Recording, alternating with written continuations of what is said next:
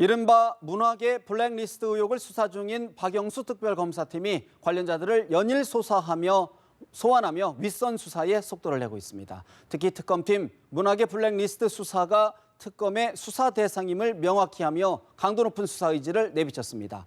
특검 사무실 연결합니다. 이재동 기자, 우선 오늘 오후 송수근 문화부 1차관을 특검에 소환했죠.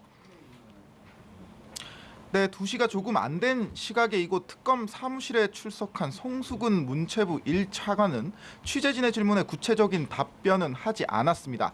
다만 자신이 아는 범위 내에서 숨기거나 더하거나 또 빼는 것 없이 사실대로 설명하겠다고만 밝힌 뒤 조사실로 향했습니다. 특검팀은 송 차관이 2014년 건전 콘텐츠 TF 팀장으로 재직하던 때를 주목하고 있습니다. 당시 송 차관이 문화예술계 블랙리스트를 총괄 담당했다는 의혹이 제기된 겁니다.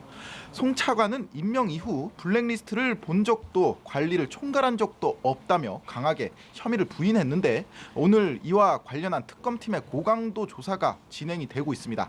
한편 특검팀은 조금 전 열린 정례 브리핑에서 블랙리스트 수사가 특검의 수사 대상을 벗어난 것 아니냐 하는 논란을 일축했습니다. 특검법에 사건의 수사 과정에서 인지된 관련 사건을 수사 대상으로 명시하고 있는 만큼 블랙리스트 수사 역시 특검의 수사 범위에 벗어나지 않는다고 강조했습니다.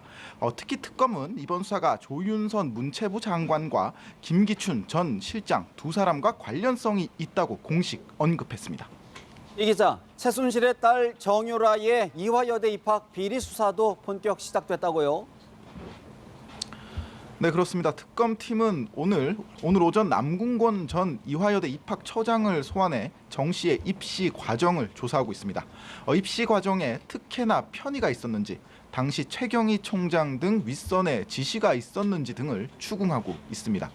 이화여대는 2015학년도 체육특기자 선발 당시 정 씨를 합격시키기 위해 다른 지원자를 탈락시키는 등 입시 부정이 있었던 것으로 교육부 감사에서 드러난 바 있죠. 특검팀은 그동안의 수사 결과 상당한 혐의가 인정돼 오늘 남궁 전 처장을 피의자로 소환했다며 구속 수사 가능성을 내비쳤습니다. 한편 특검팀은 삼성합병 특혜 의혹 수사와 관련해 김진수 청와대 보건복지비서관도 참고인 신분으로 불러 조사 중입니다. 현직 청와대 비서관이 특검에 소환되는 건 이번이 처음인데 그만큼 삼성합병과 관련한 뇌물수사 상당히 진척된 것으로 풀이됩니다. 특검팀은 이미 구속된 문영표 전 보건복지부 장관과 최순실 씨의 조카 장시호 씨도 다시 불러 조사하며 삼성합병 대가성 의혹 수사에 박차를 가하고 있습니다. 특검 사무실에서 연합뉴스TV 이재동입니다.